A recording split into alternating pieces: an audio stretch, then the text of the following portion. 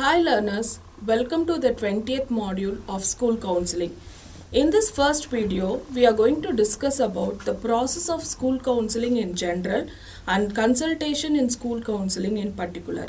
The process of school counseling can be defined as the ways and means of guiding the students by which they are enabled to reach their fullest potentials in all domains of lifespan development. School counselors are otherwise called as guidance counselors. Their primary aim is to facilitate the students to go up in the academic ladder. The school counselors are also responsible for facilitating and achieving career development. At the end of this video, the learners will be enabled to appraise the concept and significance of school counseling to get insight into the process of consultation in school counseling. In current scenario, in the age of social media and changing socio-cultural background, the role of the school counselor is gaining much more importance in the life of school students. The jobs that the school counselors undertake have become multifaceted and they vary from school to school depending on the requirements of the students, the school setup and the administrative policies and teachers' ability and mentality, and last but not the least, the parental expectations. At times, the school counselors might be needed to cater to the norms of the community also. After gaining considerable knowledge about the school counselor, one must get to know about the process of consultation. Consultation can be defined as the collaboration between the professional school counselors and the other stakeholders of the school education such as parents, students, teachers, administrators and other helping professionals both within and outside the school setting. The overall goal of consultation process is to empower those people who are involved in helping the students in the areas of personal, social, academic and vocational development. The consultation process enables the parents, teachers and other school authorities to contribute to the welfare of the student community. Consultation can also be termed as services indirectly offered by the school counselor in order to empower the stakeholders within the school system to provide enhanced services to the students. In a nutshell, consultation in school counseling is the process of advocating students either directly by guiding the students themselves or indirectly by rendering strategies and guidance for other professionals in the school to advocate the students, to help the students and to families to overcome the problems faced. Consultation process can be done in different styles. We are going to discuss about the two main styles of consultation, namely collaborative process model and an expertise-driven model. Out of these two models, the collaborative model is more appropriate today and also very popular. The main difference between the two models is that the collaborative model, the consultant will work as a team with others in the school, and in the expertise-driven model, the school counselor will act as a sole expert who takes up the entire responsibility of solving the issues. In collaborative model, the school counselor will be a co-expert or a partner, but whereas in the expertise-driven model, the consultant is the sole expert on the topic.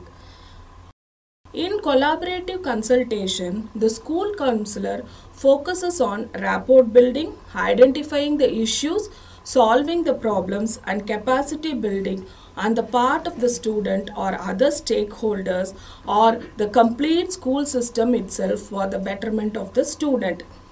A school counselor using the collaborative consultation process should work in coordination with the principal or teachers or the school administrator or the parents in identifying the contributing factors for a particular problem and generating possible solutions to the problem. The final solution to be implemented will be determined by the stakeholders involved in the process. The school counselor will work in isolation and deals with issues single-handedly in the expertise-driven process. The school counselor will undertake the entire process by him or herself. He or she determines and provides the best solution to the stakeholders. Practitioners are influenced in the choice of consultation framework based on the theoretical patterns governing their viewpoint. Therefore, it is necessary for school counselors to investigate which frameworks support their effective practice. There are many frameworks available, out of which the following three frameworks are prominent and more effective in consultation process. They are mental health consultation, behavioral eclectic consultation, and systemic organizational consultation. The mental health consultation framework is focused on enhancing the abilities of the individual practitioners to work with a student or an issue or an organizational context. The behavioral eclectic consultation model is focused on changing clearly expressed problem behaviors and issues engaged in by the student or the students. The process that leads to behavior change in students may or may not enhance the capacity of the individual consultee. The systemic organizational consultation is focused on changing the culture of an organization or workplace, that is the system, in order to improve the attainment of the organization's goal. Individual may change as a result of the improvement in organizational functioning. Although the focus and philosophy of each consultation model differ, some common processes exist among the consultation models. These processes are entry or joining, that is a rapport building phase where the consultants establish a collaborative environment. Second one is problem identification, where the consultant facilitates definition and assessment of the goal or problem by the consultee. Third one is intervention planning, where the consultant facilitates identification of strategies to influence or resolve a problem. Fourth one is implementation of intervention and regrouping, where the strategies are tested and the consultant and the consultee reflect on the process. And the last one is the evaluation, termination and follow-up, where the outcome of the consultation is assessed and future assessment contacts are negotiated. In the process, a school counselor must initially build a rapport with the other people involved through clarification and orientation to educate parents, teachers, administrators and other stakeholders in the process of consultation, and also need to explain how best they can engage with the school counselor in that process. The components of the remaining phases are influenced by the model or the perspective that the counselor adopts relative to the identified problem or the need that the consultation is supposed to address. There are many benefits that emerge from the school counselor engaging in appropriate consultation. A main benefit is improving the functional communication between the disparate members of a school system. The ripple effect suggests that changes in one system member's behavior will affect the system in group, family, school and community contexts.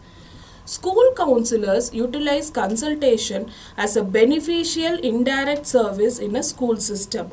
In addition, effective consultation may provide school counselors the opportunity to demonstrate their specialized expertise, thus stabilizing their position within the school system.